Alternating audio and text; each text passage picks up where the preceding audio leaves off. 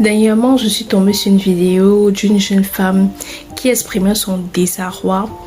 Et elle exprimait son désarroi par rapport à une situation qu'elle a vécue pendant son enfance et là même voilà, durant sa vie d'adulte.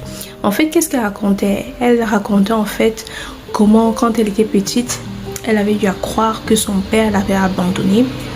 Et pendant des années, elle avait attendu son papa. Au tout début, quand ses parents s'étaient séparés, son père lui rendait visite.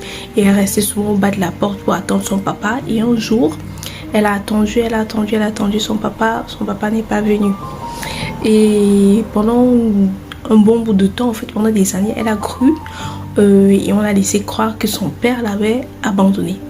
Sauf que avec plus tard, elle découvre qu'en fait c'était faux. C'était tout simplement sa mère qui avait coupé les ponts. Bon, ils s'étaient séparés, mais qui avait décidé en fait que voilà, elle ne devait plus voir, que le père ne devait plus voir son enfant. Donc elle avait empêché complètement au papa de rendre visite à sa fille.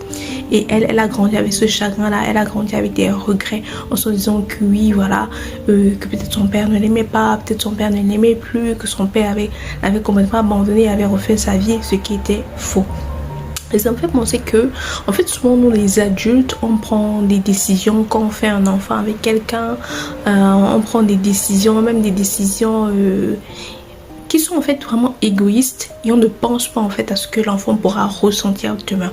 On ne pense qu'à nous, à notre bien-être, à notre ego, parce que en fait il y a des moments où aussi pour certaines choses, je ne dis pas que tout le monde est comme ça, mais je pense qu'on parle vraiment de ce cas spécifique là, je me dis si pour certaines choses on avait vraiment réfléchi à comment est-ce que l'enfant se serait senti plus tard, on ne les aurait pas prises.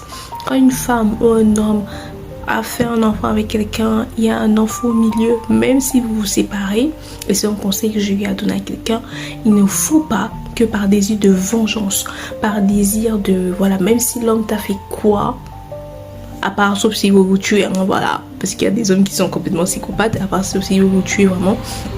Mais si c'est les problèmes du couple, les problèmes d'amour, voilà, vos problèmes d'adulte, même s'il a fait ces choses-là, tu ne dois pas l'empêcher. Si c'est lui qui ne veut pas voir les enfants, c'est un compte.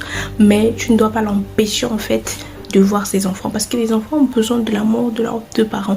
Ils ont besoin de cette relation-là. Quitte à ce que peut-être la relation qu'il aura avec son parent, son père en l'occurrence, ne soit pas bien, voilà, qu'il y ait des problèmes entre eux, c'est un compte. Mais pas que ce soit toi qui empêche en fait l'enfant de voir son père en l'occurrence. J'ai trouvé ça très triste, surtout parce qu'aujourd'hui son papa est décédé.